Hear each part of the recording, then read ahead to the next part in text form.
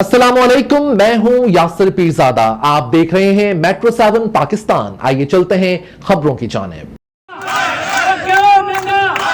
चीनी महंगी, काला महंगा, पेट्रोल महंगा, वो गैस महंगा, वो लुट के खा गए, वो बच बजेरे लुट के खा गए, बच बजेरे। All Pakistan affected employee action committee, all Pakistan affected employee action committee, Pakistan के मजदूरों, दुनिया भर के मजदूरों, पार्लियामेंट को इज्जत दो, पार्लियामेंट को जी, मैं हूं नदीम सिद्दीकी, मेट्रो 7 पाकिस्तान के साथ मौजूद हूं कराची प्रेस क्लब पे। कराची प्रेस क्लब पे यहाँ पर अफेक्टेड एक्शन कमेटी की जानिब से जो है यहाँ पे मुजाहरा किया जा रहा है। इस कमेटी में, एक्शन कमेटी में जो है कई जो इदारे हैं उनके लोग यहाँ पर मौजूद हैं। और उसके साथ साथ मैं आपको बताऊँ कि यहाँ पर जिस तरह से इदारे मौजूद हैं, जिस तरह से बताया जाता है कि तकरीबन दर्जनों इदारे मौजूद हैं, लेकिन उस हिसाब से यहाँ पे मजदूर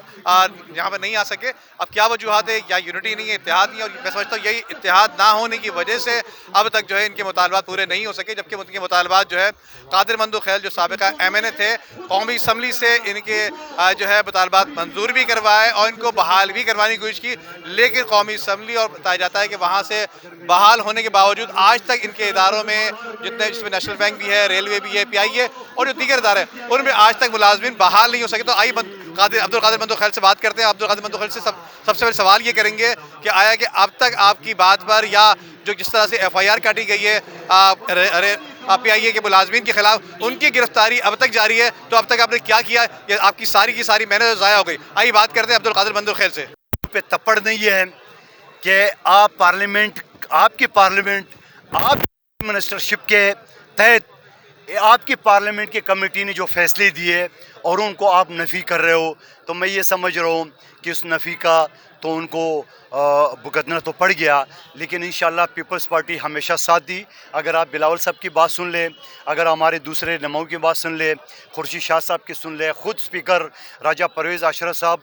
जो इस कमेटी के बनाने में उनका बड़ा अहम किरदार था एज ए स्पीकर, तो अल्हम्दुलिल्लाह वो साथ है। और मैं एक पीपल्स पार्टी की अदना रुकन के हिस्से से आज भी मुलाजमीन के साथ रोड पे एहतजाज में हूँ और अदालतों में हूँ और मीडिया चैनलों पे उनका साथ दे रहा हूँ। तो देखिए, अब्दुल कादिर मंदो खैल के बाद आइए चलते हैं जुनैद अवान जो गुज़श्ता कई सालों से मजदूरों की फलाह बहबूद के लिए काम कर रहे हैं, लेकिन अफसोस की बात यह है कि जिस तरह से ये काम कर रहे हैं, यहाँ मैं देखता हूँ कि लाहौर भी पहुँचे होते हैं, इस्लामाबाद भी पहुँचे होते हैं, रिहायशी की कराची में रेलवे मजदूर रहनुमाओं के हवाले से काफ़ी मशहूर मारूफ है। इनसे मालूम करेंगे अब तक आपकी जद्दोजहद रंग ना ला सकी, क्या वजूहत है आज भी आपके जो मजदूर हैं वो यहाँ नहीं पहुँच सके? जब हमने इस पाकिस्तान को आज़ाद कराया था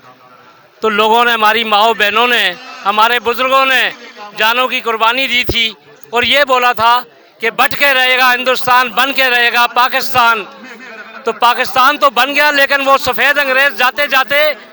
अपने काले अंग्रेज़ों के हवाले कर गया, जो इस मुल्क में जागीरदार हैं, सरमायादार हैं, जिनका कब्ज़ा है, जिनका असम्बलियों पे कब्ज़ा है, उनका इदारों पे कब्ज़ा है, उनकी ब्यूरोक्रेसी पे कब्ज़ा है। उन्हीं की औलाद जो है दिन ब दिन अफसर बन रहे हैं, दिन ब दिन जनरल बन रहे हैं, दिन ब दिन कर्नल बन रहे हैं, दिन ब दिन ब्रिगेडियर बन रहे हैं और मुल्क के सेक्रेटरी बन रहे हैं, मुल्क के वज़ीर ख़जाना बन रहे हैं। तो असम्बली पे भी कब्ज़ा इनका है। जब मज़दूरों की, आप बड़ी मज़े की बात है कि यहाँ पर लेडीज़ की मखसूस नशिस्तें मौजूद हैं, यहाँ पर टेक्नोक्रेट, ब्यूरोक्रेट की नशिस्तें मौजूद हैं, मगर नहीं मौजूद तो इस मुल्क के मजदूर, हारी और किसान की नशिस्तें नहीं हैं। और उसी वजह से जो है वो लुट मार मची हुई है और मजदूर के नाम से वोट लेकर इस असम्बलियों में जाके मुकर जाते हैं और मजदूरों के काम नहीं करते। एक बंदा भेजा था जियाला कादिर खान मंदो खैल जो हमारे साथ खड़ा है, 5-6 लाख लोगों को डायरेक्शनें दी, 2-4 लाख लोगों पे इम्प्लीमेंट हो गई। रेलवे में भी तकरीबन 5000 लोग जो है बेवाओं के बच्चे पके हुए, लेकिन उसके बाद असम्बली में बड़े बड़े जागीरदार, बड़े बड़े ब्यूरोक्रेट उठ गए, ये क्या हो गया, ये क्या हो गया, बंद करो। अब इंशाअल्लाह वो जा रहा है इस्लामाबाद हाई कोर्ट में, डबल बेंच में केस लगाया हुआ है, उसका फैसला भी है और पार्लियामेंट तक लॉन्ग मार्च भी करेंगे और पार्लियामेंट पे जाके धरना देंगे, ताकि मजदूरों की जो रिकमेंडेशनें और डायरेक्शनें दी थी कादिर खान मंदो खैल ने, जिसमें 7000 लोग जो है वो पाकिस्तान रेलवे के TLA स्टाफ है, national bank of Pakistan third party है, SSGC की थर्ड पार्टी है, सिविल एविएशन के थर्ड पार्टी है, लोगों को उसका नाम क्या है, तमाम हाई कोर्ट और सुप्रीम कोर्ट पार्लियामेंट के फैसले मौजूद हैं, लेकिन अमन दरामद नहीं है। अब एक टाइम आएगा कि हम दोबारा आज़ादी हासिल करने के लिए नारा लगाएंगे कि इस लोगों से आज़ादी मिले और मजदूर असम्बलियों में बैठ के अपने उसका नाम क्या है अपने काम। और यहाँ पे इस प्रोग्राम में शामिल इसलिए हुआ कि हमने आज से 2 साल पहले तमाम TLA तमाम कॉन्ट्रैक्ट के मुलाजमीन के लिए एक जदोजहद का आगाज़ किया था। उसके लिए कादर खान की जो कमेटी थी उसमें हम हर कमेटी में शामिल होते रहे, हर जगह पे हमने बात की और उन मज़दूरों के लिए जो अभी भी जिनकी मिनिमम वेज 32,000 रुपया, यहाँ पे सिंध में तो 33,000 रुपया, पंजाब में 32,000 रुपया है, वो उनको अभी तक कई महकमों को नहीं मिल रही। तो हम जो है वो एक प्रेशर को डेवलप किए रखना चाहते हैं और ऐसा प्रेशर बनाना चाह रहे हैं कि जिसमें मज़दूरों के हकूक़ की भी बात की जाए, ना सिर्फ यहाँ पे जैसे अभी फास्ट ट्रैक के अंदर आप PIA को प्राइवेटाइज करने की तरफ जा रहे हैं, सिविल एविएशन को, रेलवे को। इसी तरह हम समझते हैं कि आप अदारों को प्राइवेटाइज करने के बजाय आप एक ऐसा सिस्टम बनाएं जहाँ पे सब लोगों का एहतसाब भी हो। पार्लियामेंट सुप्रीम है और हम जरदारी साहब से ये मुतालबा करते हैं सदर पाकिस्तान से कि आप जो तमाम इदारे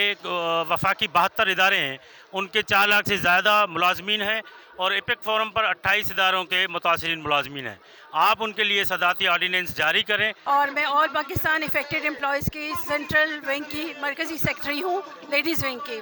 अच्छा, मैं यहाँ पर आपको बताना चाहूँगी, बल्कि आपको क्या, मैं अपने पूरे पाकिस्तान के लोगों को बताना चाहूँगी कि ये जो फोरम है ऑल पाकिस्तान इफेक्टेड एम्प्लॉयज़, यहाँ के मुलाजमीन इफेक्टेड एम्प्लॉयज़ हैं जो यहाँ खड़े हैं, जिन्हें नौकरियों से बरतरफ किया गया है और इसके साथ साथ उनकी नौकरियाँ भी खाई गई, उनके बेनिफिट्स भी हज़म कर लिए गए और ब्यूरोक्रेसी ने बहुत बुरा किया। ये 72 इदारों के मुलाजमीन हैं